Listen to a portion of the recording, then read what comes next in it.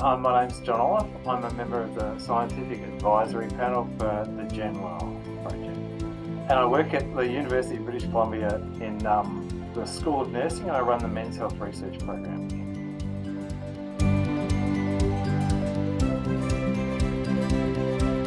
So can you tell us about yourself and the work that you do as a professor and as Canada Research Chair in Men's Health Promotion at the School of Nursing at the University of British Columbia?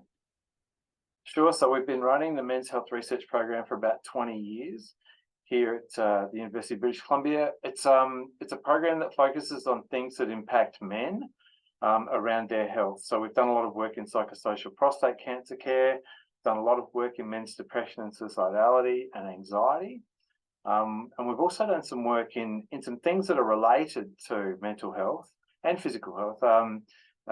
Things like men's intimate partner relationships, building better relationships, being socially connected. So we've done a whole gamut of things that have that relate to guys. I guess the most important part of what we do is we think that if we can intervene meaningfully with men, that we can do a good job of helping other people in their lives live healthier and happier lives as well. And although the broader population may be awakening to the need we all have for social connection, you have been studying this topic through a gender lens for some time. So can you share with us how important social connection and social health are to men and the unique challenges that they may face in building and maintaining strong social health? Yeah, it's interesting. So this is not to suggest that there's differences between men and women, but it is to say that in our work with men, we've noticed a few things that we could explain via gender. A lot of times guys are conditioned to be quite competitive and also a little bit distant and low on self-disclosure. So tend to be the things that, the strong silent type. And it's a bit of a stereotype, but a lot of guys buy in.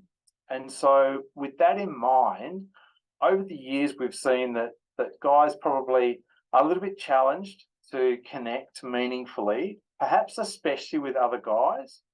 They might confide in a partner, in a female partner, so to speak, but not always, with other guys. So a lot of times they'll stand off a little bit. And so we know that social connection is really important for guys because at the worst end of the continuum, when we talk about suicide and suicidality, we know that guys, when they isolate, have a heightened risk for suicide and suicidality. So again, it's one of those things where we try to sort of work with guys to help them think about connecting and the benefits that they'll gain by connecting with other people. And just following up on that, would you say you have three best tips for others to improve their social health? And in any way, would this be different for women at all? Yeah, so for guys, I often think about the idea that sometimes you might consider connecting with another guy or someone for their benefit. So it might not be explicitly for what you think you need.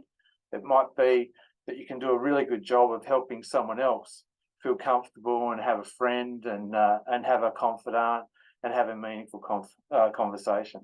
The other thing I'd just say, with guys, I would just say that over time and with connection with other people, I'd say try to get below the surface. It's lovely to just have a superficial chat and a bit of fun, bit of banter. But I think that over time, it's really nice if we can connect on a deeper level to get us understanding of what people are thinking, what they might be experiencing. And that's often as simple as just having a bit of a chat with open-ended questions, just putting questions out there that invite the guy into the space to sort of talk. So a lot of times, if you are talking with a guy, those open-ended questions can help. And the affirmation that you're listening and that you're interested is really key because it norms them talking. And sometimes that just helps to break those barriers that are in place for a lot of guys. And we have spent 2 years in lockdowns and masked up, and many of our social habits are not yet back to normal. So, following up on the information you have already brought up, How did men fare during the global pandemic, and has coming out of lockdowns created any unique opportunities or challenges for men? Yeah, I think in relationship to COVID, I think a lot of guys, we did some research and we polled guys, and what we did find was higher levels of anxiety, higher levels of depressive symptoms. So I think some guys did it really pretty hard, and I'm certain that that was the case for women as well. It's just that, in relation to guys, and I think when you think about it, many guys have got sort of publicly facing lives. They're sort of out and about, so I think it confined them in some ways, to different workplaces, often at home. Might have heightened their work in terms of the domestic sphere. And so again, just those changes, and we know that with transitions, any transitions, guys can do it a bit tough in terms of adapting. So, I think that I don't think any worse than what women would have experienced, but I do think that for a lot of guys, it was really, really tough. I think one of the things that happened with COVID too is that it created a space where there wasn't a whole lot going on in the current.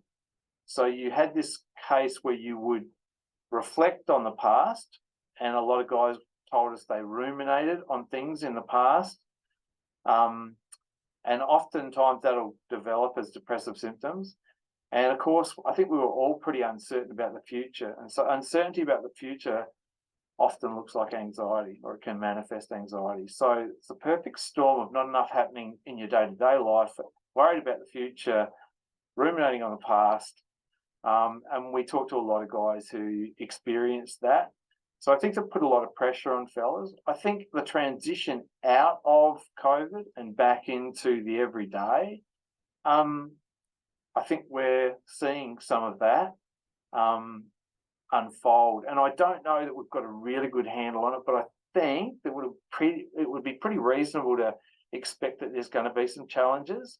Notwithstanding, we've got a long history of knowing that when there's any issue in terms of economic downturn, that there's often more depression and suicidality in men, especially.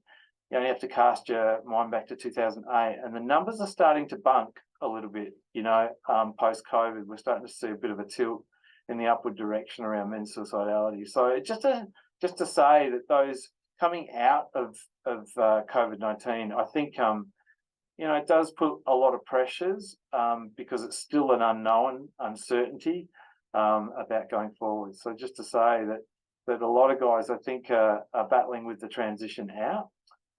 Social connection can be so important for that, because you can, understand it as something that everybody's going through and that you're not alone in it, and you don't have to belabor it. Oftentimes, people have got really great remedies, and things they do, little tricks of the trade, so to speak, that can really help you adapt your day and think differently about things. For sure. And following up on that, as a member of the GenWell Project's scientific advisory panel, how do you stay socially connected in your life? Yeah, so I do my best to initiate some conversations with folks. I've got a lot of people at work, which is great, but also I've got some friends, and I kind of do the catch up, probably once a month here and there. And I enjoy more kind of one-on-one sort of stuff, just to catch up and maybe have a drink or a meal and kind of have those chats. So I do it consciously, and sometimes when I would be more likely to kind of not isolate, but just enjoy my own company, I'll force myself to maybe just have a bit of a connection that's down the track. So I plan them out, once a fortnight, once a month, to just catch up with people who are meaningful to me and in my life. And it's really, really helpful. Even when I don't feel necessarily like doing it, I find out a lot when I connect with those people about what's going on for them. So it's not always about my well-being. Oftentimes it's about, understanding what's happening for other people in my life. And it's really, really helpful. It just levels you. And I always come away feeling better for having done the connection. So I'm not a reluctant social connector, but at the same time, it's always a feel good after the fact. I'm always glad I've done it.